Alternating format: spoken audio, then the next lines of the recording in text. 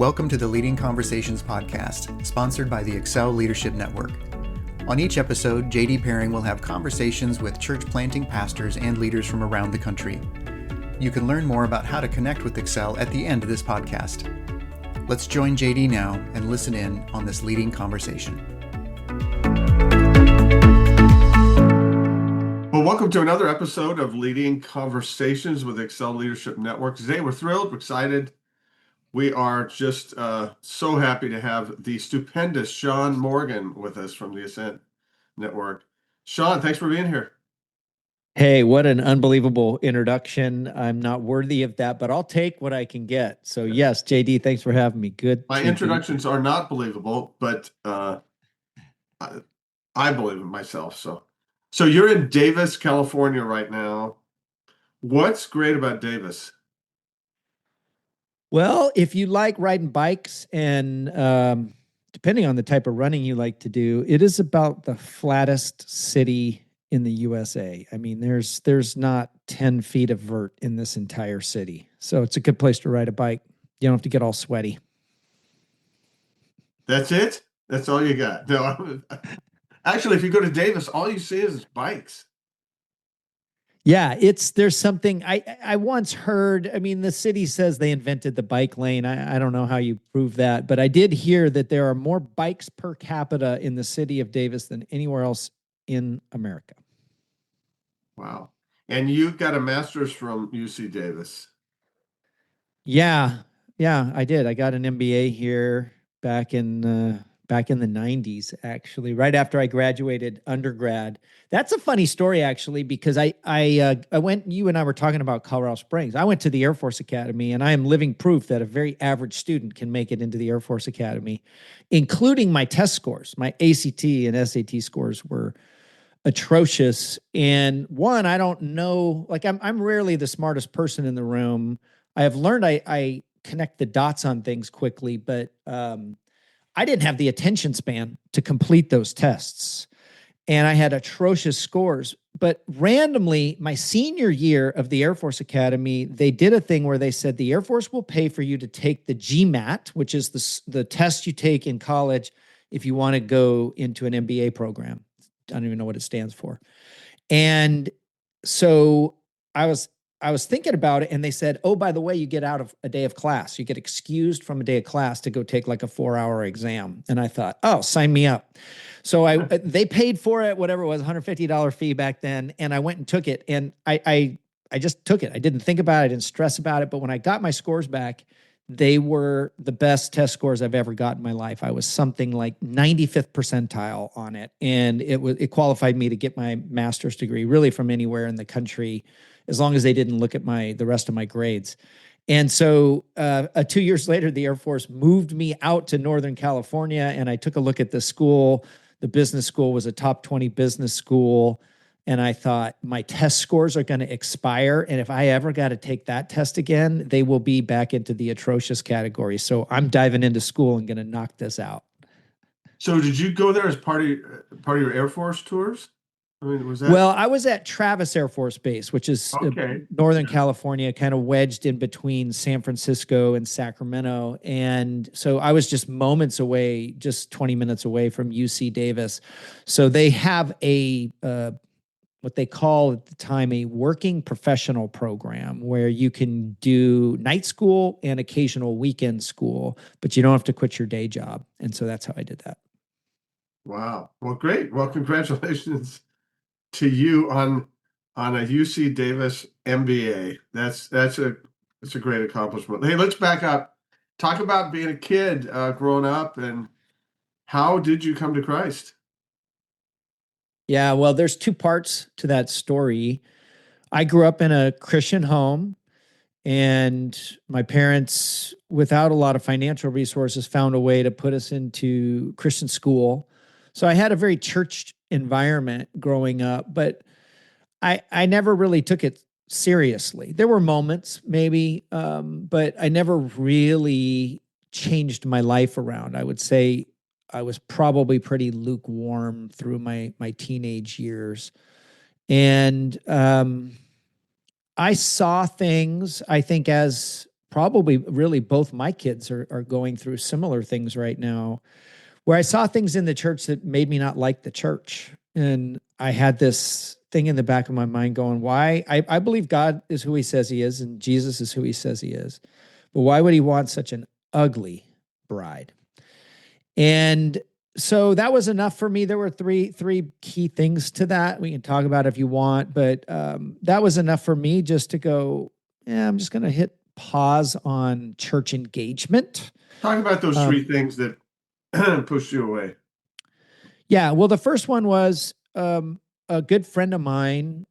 Her mom was on staff at a church, went through a divorce, and the church didn't take care of her well during the divorce. I don't know the details of the divorce, but went through a divorce that was really hard on her and the family, and the church really didn't take care of her well, and ultimately asked her to step down from her job. And the first thing I was like, why would the church abandon somebody in probably the roughest season of their life? So that was number one. Now, and this is somewhat judgmental. I didn't know all the details of either side, but the second thing was there was an elder at our church that was involved in a murder.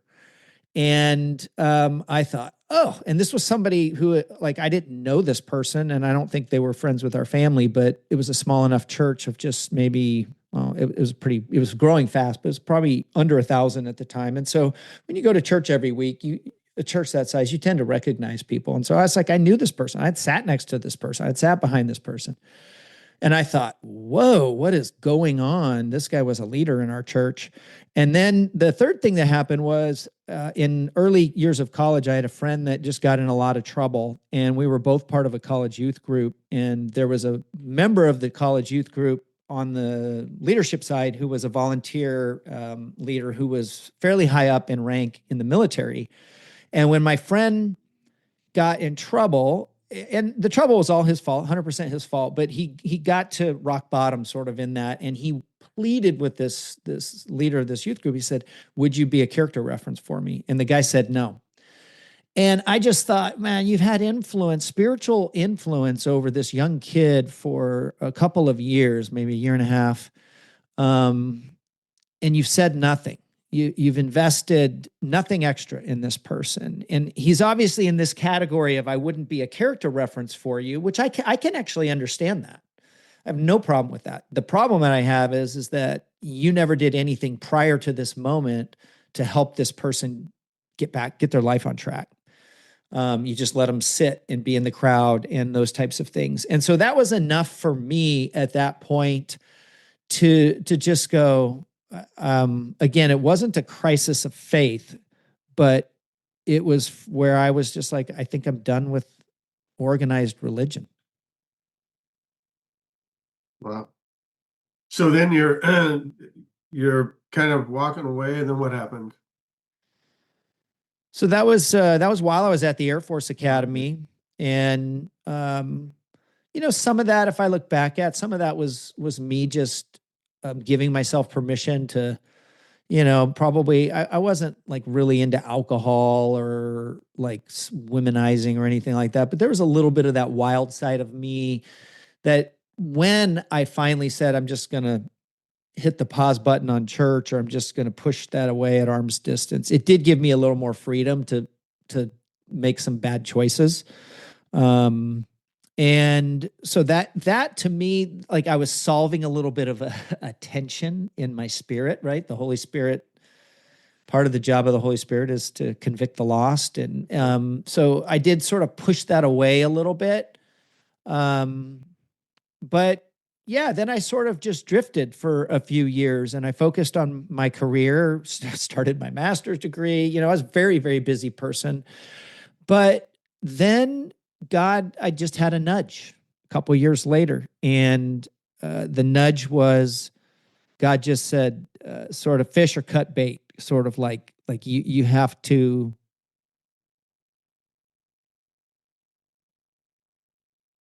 It's not a verbal, God woke me up and spoke to me, but there was just a season where I was like, God made it clear we're going to continue to wrestle. Like the wrestling match, it will continue. And so what, I mean, obviously the conclusion of that is God won, right? Yeah, yeah. So that's the beginning of me getting into ministry. I was full time in the Air Force at the time, and my wife and I were dating. She was living in the Bay Area, but she would come up, and we started like going through. You might remember what these are. Some of your listeners probably don't, but there were these things called the Yellow Pages, and churches would take out ads in the Yellow Pages. So if you flip to Yeah. the letter C for church, you would find different churches. And I didn't know it at the time, but I had grown up in a church plant in Colorado. And that church is still there. It's called Woodman Valley Chapel. And to me, when I was just a young kid, it was just a church, but it was a church plant. And there's something significant about the focus mission of a church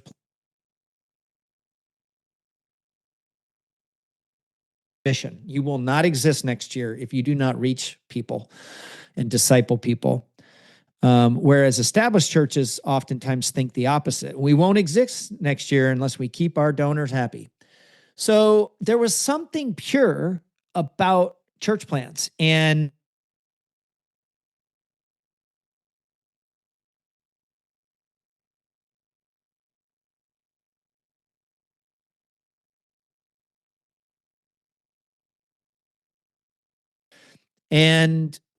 we went to two amazing churches that are both there, significant ministries in the East Bay. And we just fell in love with the culture of this kind of come as you are side of this church plant that was called New Life Church, meeting in an elementary school gymnasium in Fairfield, California. Okay. Hey, you cut out. Oh, no. Yeah, and I don't know if that was me or if that was you, but let's see, back up when you started talking about Woodman Valley Chapel. And I know that church, it was there before we started ours. If you could, and our editors will pick this up. If you could Yeah. pick it up Yeah. right after you were talking about Woodman Valley Chapel, and I don't, Yeah. you just froze up like 3 times. Okay. Sorry. Yeah. I don't know. It could be mine. I have really fast internet, but it does occasionally. It works great sometimes. It's really fast. And then at other times it's not. So yeah, let me jump back in there. I'll just give a little pause for the editors to clip in. And Okay. so when I grew up back in Colorado, I was part of a church plant. Now, as a young kid, I didn't really know it was a church plant. It was just church to me when you're in elementary school, but it's a significant ministry. It's called Woodman Valley Chapel. And there's something beautiful about the mission of a church plant because churches, as they age, and they don't even have to be old, they just have to be probably 5 to 7 years old, and they start to have insiders. They start to have what I call the church establishment. And insiders tend to feel like, well, it's my tithe, paying the bills, and I sit around the committee rooms and get my vote, and I want to create this ministry to serve my needs and those of my family. Inward focused. Yeah. Yep. And a church plant doesn't have that. There are no insiders. In fact, they have a distinct awareness that we must reach people in order to exist next week, next month, next year. And that's a very beautiful thing. I think that's the heart. I think every established church needs to have relationships with church plants because they need that repollination of that spirit. If they don't have it. And that's probably a whole nother podcast. But when we landed in Northern California and began looking for churches, without consciously realizing it, we were attracted to the idea of a church plant. And we attended and sort of sized up a few church plants, but felt led to a church called New Life Church in Northern California, in Fairfield, California, which was in the process of doing a beautiful thing that was painful, but nonetheless beautiful, was shutting down a dying church, selling off its assets in order to replant in a more relevant way to reach the community. And we got to be a part of that. And that became our church. And as that church grew quickly from nothing to about 1,000 people, I received a call to ministry through the pastor and elders there. And How did that ultimately, work? How did the call to ministry work for you? well, we moved away. The Air Force actually moved us away for 12 months. And we inherited a small amount of money, very, very small amount of money. But, we were in our 20s, mid 20s at the time.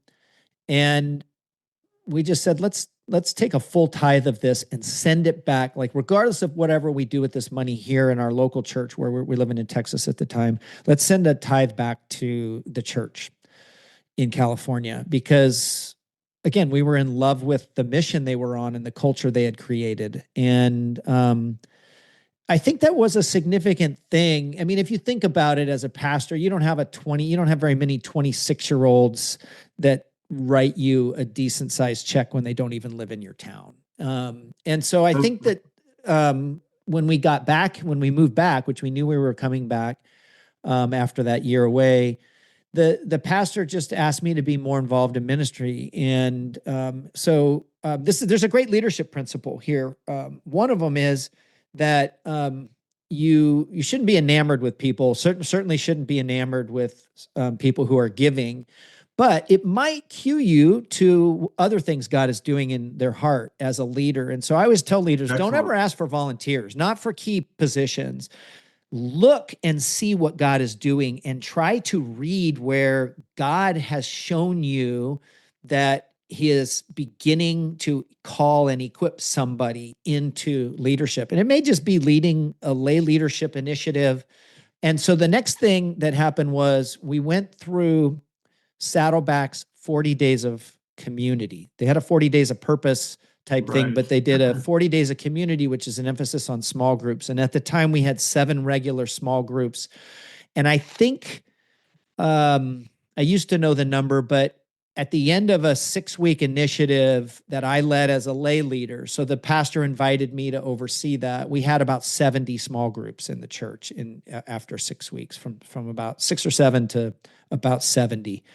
And so I think that was, he was seeing something, and then he was allowing me to opt in, and then he was reassessing, like, is this person gonna work hard? Are people gonna take cues from this person and follow this young guy's leadership? And so there was that. And then I led a capital campaign as a lay leader that we hit our goal successfully. And then it was at that point that the pastor, the actual conversation, he asked me out to lunch, and I was like, sure, let's go out to lunch. It might've been the first time we had gone out to lunch, first or second time. I had no idea what lunch was about. He did. He had been praying. He had been working with the elders. And so I just went out to lunch. It was at Chevy's Mexican restaurant in Fairfield, California. I don't even know if it's still there. I think I've been there. Yeah. We used to drive from Benicia. Yeah. And I loved it. Loved the food. So I went to lunch, and he just said, I think God's telling me that I need to invite you into ministry to come lead alongside me. And he basically said, look, I'm a visionary. I'm a creative, obviously theologian, but I'm not a very good manager, operational leader. I don't dot I's and cross T's. I don't follow up well. And he goes, I'm becoming the lid of the church because I'm trying to do things. I'm sacrificing what I'm really good at to try to do things that I'm not very good at, because I'm trying to prove myself as this like utilitarian pastor that can do it all and lead the church. But he goes, if I'm really honest with myself, I need somebody to lead with me. And I need to stick to the things that I'm best at. And I need a partner who I trust, who I think God's called. And he said, I think that person's you. And what's funny is I laughed. I was like, in my head, I was like, this was coming out of left field quite a bit. And I remember thinking, there's a verse, I think it's Jeremiah 29:11, that says, for I know the plans you have for me, declares the Lord. For I know the plans I have for you, declares the Right. Lord, plans to prosper and not to harm you. So God has plans for you. But what I felt in that moment was not that. This is what I felt in that moment. I have plans for me. And I don't want your invitation to ministry to get in the way of my plans for me. Kind of sounds self-centered, and it was. So I walked away from that meeting thinking, this guy's crazy. But you remember how I talked about God nudging me back into understanding and seeing the church differently, from me just kind of walking away, going the ugly bride, to Gomer was pretty ugly. Her behavior certainly was, but God said, no. You're going to, Hosea, you're going to be in relationship with this person, because I'm going to show through you what my love is like for Israel. And I just remember thinking, the church isn't a place where you clean your fish before you catch them thing here. Like it's a messy place. And I need to find beauty in that, not on the surface, my assessment of judgmentalism or hypocritical behavior. And so as I was sitting through that, I had those spiritual nudges back then, and then I began to get those spiritual nudges. So long story short is, it took me 12 months, but at the end of 12 months, I once again had a moment where God just literally told me about 10 o'clock one night, not verbally, but I just felt this pressure within me. And God was like, we're going to finish this conversation before you go to bed. And I went on a long walk, probably didn't go to bed until about 5 a.m., if at all. And at the end of that, it was about 3 a.m. I was on a beach in Pacifica, just walking up and down the beach, and the clouds broke open and the moon was out that night. And I just remember surrendering, just saying, God, I'm willing to trust you in every way. I'm going to say yes to this. And then I remember looking up and seeing the moon kind of come through a little opening in the clouds. And I just felt God smile. And I sensed a peace. I thought at the time I was saying yes to a year or two of ministry to come in. I had this list of like, these are the things that I could do to help the organization of the church, the staff. That was extremely naive. I was on staff for 8.5 years. It took me 8.5 years to do what I thought I could do in 1 or 2. But then God didn't release me from my calling, but changed my assignment from a local church to serving multiple local churches. And I've been doing that ever since too. So been a long run. Wow. So what are you doing? What are you doing now? That's a great story. I love the picture of the moon coming through. I think most of us are going, man, that would have been great. But most of us are not walking on the beach of Pacifica at 3 a.m. But that's just a cool story. So what are you doing now? Yeah. So the calling to serve professionally, to full time, has remained clear, but the assignment has changed. And I felt like God was saying, I want you to work more for the Big C church. Like I've given you, remember I said earlier, I'm rarely the smartest person in the room, but I can often connect the dots quickly. And I felt like God was saying, you're somebody who can work with pastors and tell them the honest truth in a way that's encouraging. Assess things from a discerning manner quickly. You can really help people re-examine their situations and maybe chart a better path. It came in 2011 and 2012 for me. And I didn't know what that meant. So there was some experimenting for a few years, but I started an organization called the Ascent Leader.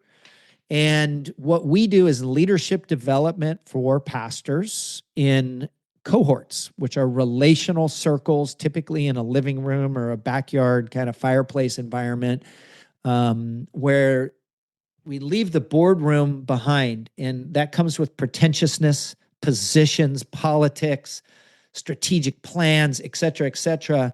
And the living room environment is always more relational and connectional and honest and pure. And so we seek to create those kind of environments in groups that are less than 10 people, usually 6 to 9 people. And we navigate heavy aspects of leadership. A lot of leadership people can handle on their own. They're doing it day to day, but there are certain aspects where you just need some people in your corner, some people that you trust, some people that know you and are willing to speak into your life and your leadership, and be there for you. And even when you don't need them, putting your head on your bed pillow every night, knowing you have a few people like that in your corner, is priceless. So we create communities. We have probably 15 to 17 cohorts of pastors right now that we serve. And they are not like short term, correct? Well, the commitment is for a year, but they're like small groups in a church. You want people to make a commitment, but you also can't hold them in perpetuity. So we find that about 80% of the people that sign up want to keep coming back. What's your longest running cohort? 9.5 years. 9.5 years. Are you in that? Are you leading that? It's one that I lead. Yeah. Not because I'm great at, and they keep coming around for me. In fact, those guys joke around when I show up at a cohort. We get together every 6 months and they kind of look at me going, "What are you doing here?" Because it really is them. The value is them. We get access to great leaders that we call mentors, that typically we fly to their city. They open up their home. We get to meet in their home, meet their families and their spouses, and learn from them in sort of the behind the scenes side of life and leadership, stories they cannot tell in a keynote, often with tears associated with it. It's incredible. But at the end of the day, as great as all our mentors are, and they're all A+, what keeps the 9.5 year groups, the 7-year groups, the 6.5 year groups, et cetera, coming back is not those things, which are great. It's what happens with the peer-to-peer. Sure. That's just so important in ministry. The key is the relationships. It's Paul had the vision. I don't know if he was on Pacifica on the way to Damascus, and then he had this God speaking, and and it was, that's amazing. But the miracle didn't happen until Ananias came and showed up and put his hands on him. That's right. So I think we're pretty similar, simpatico, and doing that sort of stuff. I love the cohort idea. Interesting, the long term. That's kind of amazing. Some of our coaching is just more short term, outcome based right now, but I love that. I love that idea. Hey, you've done this. Give us a few leadership tips. I usually just ask for one, but you are the smartest guy in the room right now. Oh my So, gosh. Yeah, because I'm the only that guy is in my not room. saying very much. You're the smartest guy on the Zoom. Give us a few tidbits of what you've picked up over the years. Yeah, well, it's interesting. I felt prompted to write a book. And I thought I was going to start writing it next summer. And recently I felt God sort of telling me, no. I didn't say start writing it next summer. I said, I want it done by next summer. So I'm like, oh, wow, I've got like 9 months now to get this book written. So I've been working on an outline, and I'll give you one of the ideas. And please, this is not like, I'm running around. I am literally running around taking notes from some of the greatest leaders on planet Earth. But as I do that, that's a position that I don't feel worthy of. But I am learning from them and condensing this down by God's grace. I don't feel like I'm equipped for writing a leadership book, but it's an amalgam of the 31 years I spent in the U.S. military as a pilot, for combat tours and then ministry, local church ministry for just under a decade, and then now nearly 15 years coaching. So one of the things that I have seen over and over again, and I think it's plaguing leaders now more than ever. I just listened to a good friend's sermon yesterday, his sermon from a recent Sunday, and I listened to it yesterday, and the title was really An Audience of One, and how when you really focus on what God wants from you, you're not out there trying to people please. And when you get high praise from people, it doesn't inflate you because you're grounded. And when you get ruthless below the belt critiques from people, it doesn't destroy you because God insulates you. You have an audience of one. And I loved that sermon because a chapter in my book is helping leaders navigate current problems in a way that solves long-term problems. And what I say in here is I say A-level leaders look at the current problem and they understand the root of the problem and they go after that, which is a more painful way of solving the current problem than what B-level leaders do, which is they try to make the pain of the current problem go away. Another way to describe it would almost be like sweeping things under the rug. And so it's a people-pleasing side of them oftentimes that they just want to deal with this problem in a way where the pain goes away. If you say it's a hot potato in their lap, they just want it to cool off a little bit, and then they move on. But the problem with that path is, although it is quicker and easier today, in the long run, it will rear its head again and again, maybe even in the same form or even in different forms that are hard to recognize. But A-level leaders recognize there is a root cause to this. Something, maybe this is what the behavior looks like, but it's because in our culture, we've allowed that type of behavior to flourish in other ways. So we're not just going to create a rule to extinguish this behavior or outlaw this behavior. We're going to go after what is it that in our systems, in our culture, in our behavior, in our paradigms, that we need to go after so that this problem does not come up again. And that is the difference, one of the key differences between top-level leaders, A-level leaders, and B-level leaders is A-level leaders will solve problems in a more permanent way, going after root causes. B-level leaders will solve them in ways that make the pain go away today. And so I say that not to say that all the A-level leaders I know always do this and never do this, and B-level leaders are always doing it wrong. We're all drawn into situations where we make mistakes continuously, and sometimes A-level leaders are making those mistakes, and sometimes B-level leaders might be going after root cause. So the encouragement is for leaders to really understand when there is a problem, that they need to pause and understand the root of that problem. And then they need to know, is this something that's a one-off that we just need to deal with because it is truly not a part of our systems and our culture and our people? Or this is worth pausing and stopping and going after. An example would be I had a lead pastor who changed the way they did communion on a Sunday morning. I think they used to pass something around, and they did it in tables where everyone had to get up, and basically they were trying to get 2 minutes out of their service. And so they were like, well, it takes 7 minutes to do communion. We could get it down to 5 if we did it a different way. And it sort of backfired. Like it was the first time they did it. It wasn't really well organized. Not to say it was a bad idea. It just wasn't executed very well. But the elders of the church, this is a fairly big church, they got really upset and they started having side meetings about the problem and made conclusions, and then went to the lead pastor later. And the lead pastor was smart enough to say, hey, I'm willing to do whatever you want to do with communion. If we just need to go back to the way it was, that's fine.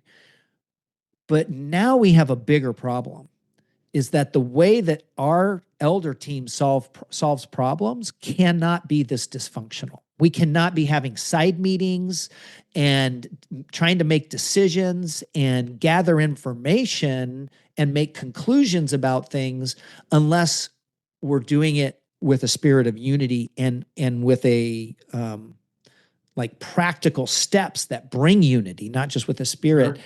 And so I love that situation, because the problem easily could have been dealt with, which is, okay, yeah, you're right, we're just going to go back and do communion the old way. But what he did was made the elders stronger. And when they encounter bigger problems or more divisive things in the future, now they have a spirit of oneness that is ratcheted up a notch from where they were before, because of how that problem was handled. It was much more much more difficult and painful for everyone to really pause and go, yeah, our behavior is the bigger issue. Well, great. So the leadership tip is don't change communion. No, Exactly. that's a really great Way to sum it up. Instead of just saying, "Hey, you guys are out of lunch, let's just go," or "Well, let's just go back and sweep it under the rug." Excellent. Hey, what's next for Sean Morgan?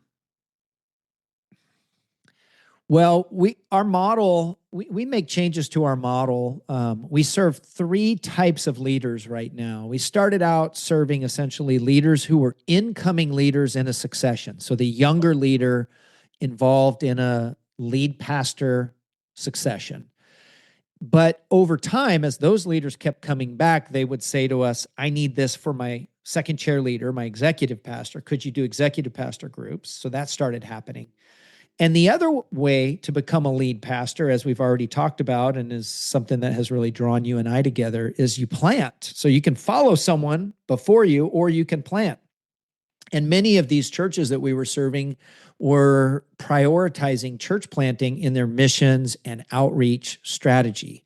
So they're working to raise up planters from within their own church, and they're looking to have financial resources to help launch these church plants. But they did not feel good about writing really large checks to church planters and then just sort of hoping for the best. And so they said, hey, they're networked well with other church planting groups, and they're getting some assessments and some training and some equipping and some project managing in terms of how to plant.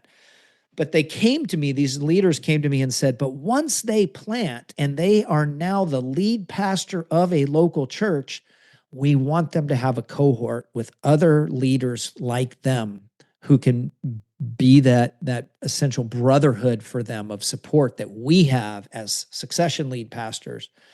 And so I think those are the three buckets that we've been focused on now for 3 years. But we are experiencing a ton of momentum, particularly with our church planter work. And so that's going to get a lot of time and energy from me in the coming year. Is developing our scholarship fund so that we can scholarship these church planters and get them placed so money isn't an obstacle in the early years of our support for them. So it takes a village, right? And that's a great metaphor. You don't want to do anything in leadership alone, in my opinion. It's lonely enough. So it's a beautiful place to be, to have your current clients begin to be that village of support to help you develop something new with the church planting front. That's wonderful. That sounds great. Well, I'm hoping we can partner on some stuff going forward, because I think we have similar hearts, even though you are the smarter guy in the room. But I think I would love to see us doing some stuff together. I really appreciate what you're doing. I've heard good things. I know a lot of your mentors, and I just am looking forward to God continue to use you and to nudge you. And thanks for answering the call.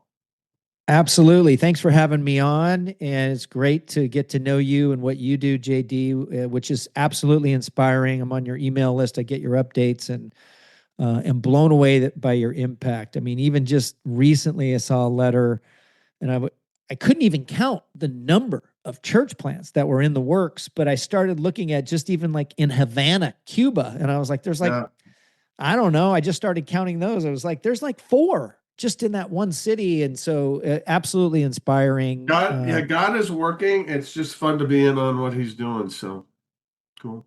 Absolutely. Well, hey, thanks so much for your time today. Yep. Thanks for having me on.